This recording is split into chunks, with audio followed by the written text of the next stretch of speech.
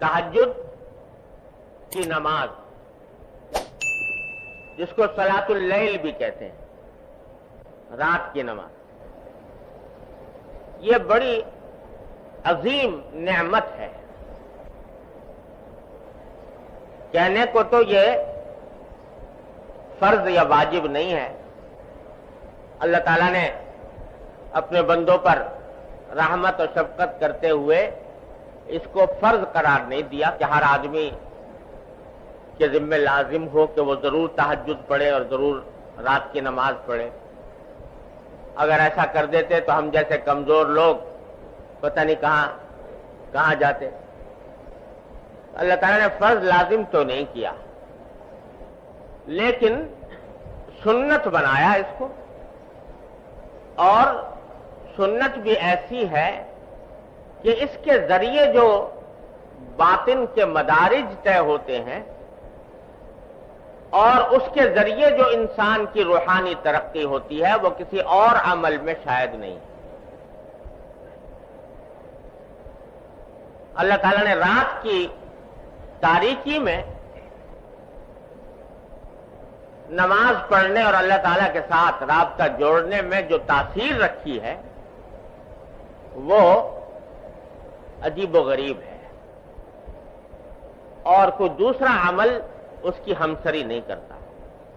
ان ناشئۃ اللیل ہی اشد وطئا واقوم قیلا۔ رات کا وقت ہوتا ہے، دن کے وقت میں انسان اپنے دنیا کے کام دھندوں میں لگا ہوا ہے، دل کہیں ہے، دماغ کہیں ہے، خیالات منتشر ہیں، اور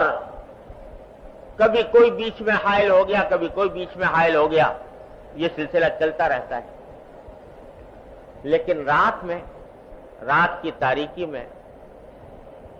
جب اللہ جل جلالہ سے رابطہ جوڑا جاتا ہے تو اللہ تبارک و تعالی اس وقت خصوصی فضل و انعام فرماتے ہیں۔ ایک حدیث میں ہے کہ رسول کریم سرور دو عالم صلی اللہ علیہ وسلم نے ارشاد فرمایا کہ جب رات کا 1/3 حصہ گزر جاتا ہے تو اللہ جل جلالہ آسمان دنیا پر نزول فرماتے ہیں، اور ان کی طرف سے یہ اعلان عام ہوتا ہے کہ ہے کوئی مغفرت طلب کرنے والا جس کی میں مغفرت کروں، ہے کوئی رزق مانگنے والا جس کو میں رزق دوں، ہے کوئی جو مبتلا آزار ہو، مصیبت میں مبتلا ہو، جس کو میں عافیت عطا کروں۔ اللہ جل جلالہ کی طرف سے یہ اعلان ہو رہا ہوتا ہے پہلے 1/3 رات گزرنے کے بعد، مسلسل یہ اعلان اللہ تعالیٰ کی طرف سے جاری رہتا ہے صبح تک۔ تو گویا اللہ جل جلالہ کی خصوصی رحمت متوجہ ہوتی ہے ان اوقات میں اپنے بندوں کی طرف، اور جو بندے اس وقت میں اللہ جل جلالہ سے اپنا رابطہ جوڑتے ہیں اور تعلق قائم کرتے ہیں وہ اللہ تعالیٰ کی ان رحمتوں کے سزاوار ہوتے ہیں۔ بڑا قیمتی وقت ہے جو اللہ تبارک و تعالیٰ نے یہ رکھا ہے، اور اس رات کی نماز میں بڑی ہی عظیم فضیلت رکھی ہے۔ اور آپ صحابہ کرام کو چونکہ نماز فرض نہیں تھی، تہجد کی نماز فرض تو تھی نہیں کہ آپ اس کے فرائض کی طرح تاکید فرماتے، لیکن ترغیب دیتے تھے رات کی نماز۔ چنانچہ ایک حدیث میں آتا ہے کہ حضرت عبداللہ بن عمر رضی اللہ تعالیٰ عنہ جو حضرت فاروق اعظم کے صاحبزادے ہیں، یہ اپنا واقعہ بیان کرتے ہیں کہ میں دیکھتا تھا کہ بہت سے لوگ رسول کریم صلی اللہ علیہ وسلم کی خدمت میں آ کر اپنے خواب بیان کیا کرتے تھے۔ فجر کے بعد جب حضور تشریف فرما ہوتے مسجد میں تو لوگ آ کر بیان کرتے ہیں کہ یا رسول اللہ میں نے آج رات میں یہ خواب دیکھا، آج رات میں یہ خواب دیکھا، اور بعض اوقات رسول کریم صلی اللہ علیہ وسلم ان خوابوں کی تعبیر بھی بیان فرماتے تھے کہ اس خواب کی یہ تعبیر ہے، اس خواب کی یہ تعبیر ہے۔ تو حضرت عبداللہ بن عمر رضی اللہ عنہ فرماتے ہیں کہ میرے دل میں بھی آرزو پیدا ہوئی کہ میں بھی کوئی خواب دیکھوں اور حضور اقدس صلی اللہ علیہ وسلم سے اس کی تعبیر معلوم کروں، لیکن میری نیند ایسی تھی کہ مجھ کو خواب نہیں آتے تھے نیند میں، لیکن تمنا یہ ہوتی تھی کہ جیسے اور لوگ خواب بیان کر رہے ہیں تو میں بھی بیان کروں اور میری بھی تعبیر حضور علیہ السلام عطا فرمائے۔ تو فرماتے ہیں اسی تمنا میں ایک رات میں سویا تو میں نے خواب دیکھا، اور اس خواب کی تفصیل انہوں نے روایت میں بیان کی کہ یہ دیکھا۔ خلاصہ اس خواب کا یہ ہے کہ دو فرشتے جیسے آئے اور مجھے لے گئے، اور ایک رسی تھی وہ آسمان کی طرف جا رہی تھی، اور انہوں نے مجھ سے کہا فرشتوں نے کہ تم اس رسی کو پکڑ کے اوپر چڑھ جاؤ۔ یہ خواب میں نے دیکھا تو مجھے بڑی خوشی ہوئی کہ آج مجھے موقع ہوا ہے کہ میں رسول کریم صلی اللہ علیہ وسلم سے خواب بیان کروں اور اس کی تعبیر لوں، لیکن براہ راست نبی کریم صلی اللہ علیہ وسلم کی خدمت میں حاضر ہو کر خواب بیان کرتے ہوئے مجھے کچھ جھجک سی ہوئی کہ خود بیان کروں۔ ام المومنین حفصہ رضی اللہ تعالی عنہا، تو میں نے ان سے ذکر کیا کہ میں نے آج رات یہ خواب دیکھا ہے، اور تمہیں اگر کسی وقت موقع ملے تو حضور اقدس صلی اللہ علیہ وسلم کو یہ خواب بیان کر کے آپ سے تعبیر معلوم کرتا اس کی۔ تو کہتے ہیں حضرت حفصہ نے نبی کریم صلی اللہ علیہ وسلم سے میرا خواب بیان کیا۔ بعد میں نے ان سے پوچھا کہ کیا جواب دیا رسول کریم صلی اللہ علیہ وسلم؟ تو حضرت حفصہ نے کہا کہ میں نے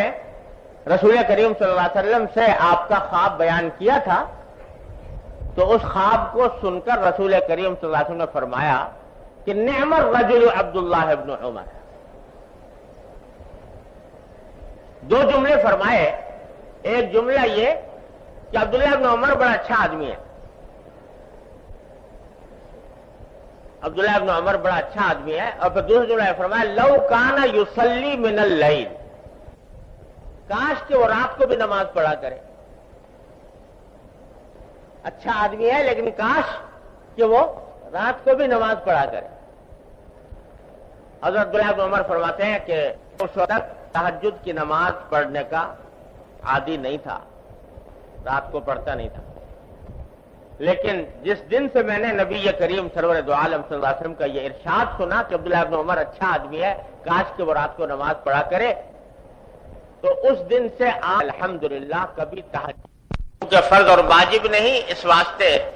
اس طرح کا حکم تو نہیں دیتے جیسے 5 نمازوں کا، لیکن ترتیب دیتے تھے۔ چنانچہ اس کا نتیجہ یہ تھا کہ صحابہ کرام رضی اللہ تعالی عنہ کی اکثریت رات کی نماز کی عادی تھی، اور قرآن کریم نے رات کی نماز پڑھنے والوں کی بڑی تعریف فرمائی ہے۔ کانوا قلیلا من اللیل ما یہجعون وبالاسحار هم یستغفرون۔ سورہ مزمل پوری اسی رات کی نماز کے لیے نازل ہوئی ہے۔ تو یہ ہے بڑی عظیم نعمت، اور جو شخص اللہ تبارک و تعالیٰ کے راستے پر چلنا چاہتا ہو، اپنی اصلاح چاہتا ہو، اس کے لیے یہ یوں سمجھو کہ تقریباً ضروری جیسے اعمال میں سے ہے کہ رات کی نماز کا کچھ حصہ وہ پائے، کم از کم اس کا عادی بنے۔ البتہ حضرت والا نے جو یہاں پر بات ارشاد فرمائی ہے وہ ہم جیسے کمزور لوگوں کے لیے اس نعمت سے فائدہ اٹھانے کا آسان طریقہ حضرت نے بتایا۔ نماز تہجد کی اصل وقت تو ہے آخر شب، آخری رات کا جو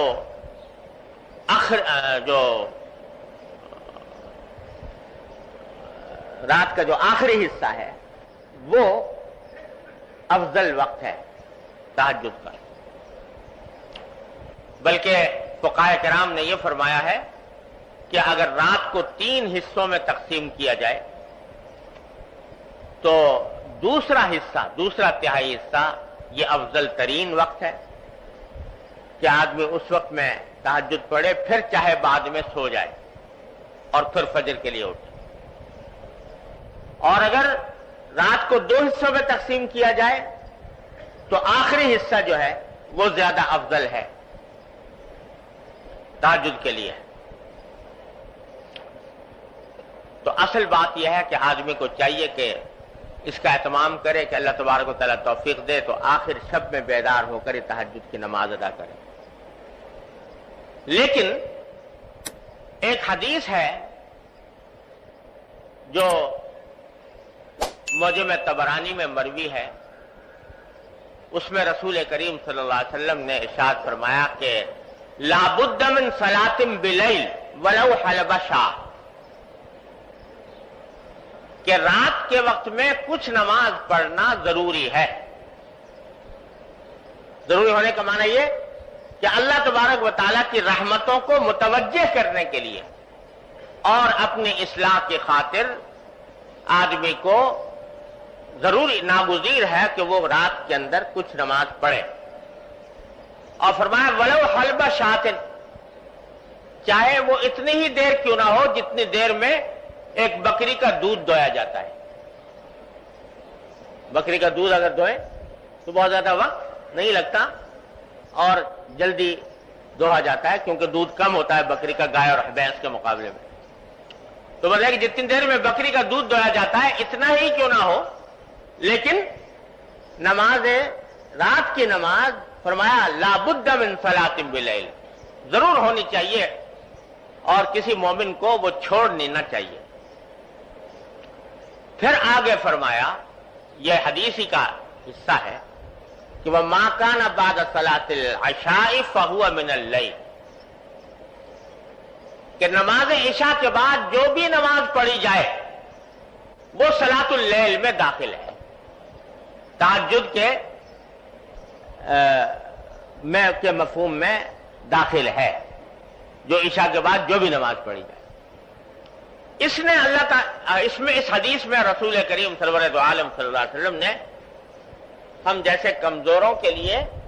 یہ آسانی کا راستہ تجویز فرما دیا کہ اگر سونے کے بعد اٹھنا مشکل ہو رہا ہے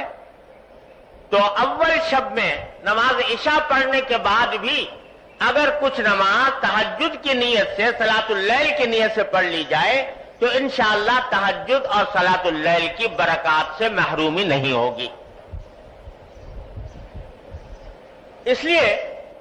بزرگ فرماتے ہیں کہ آدمی کو کوشش تو پوری یہ کرنی چاہیے کہ آخر شب میں اٹھ جائے، لیکن اگر اس کی عادت نہیں پڑی یا کوئی عارض درپیش ہے تو نماز عشاء کے بعد اور وتر سے پہلے اور عشاء کے بعد کچھ رکعتیں پڑھنے کا معمول بنا لے بنیت تہجد بنیت صلاۃ اللیل۔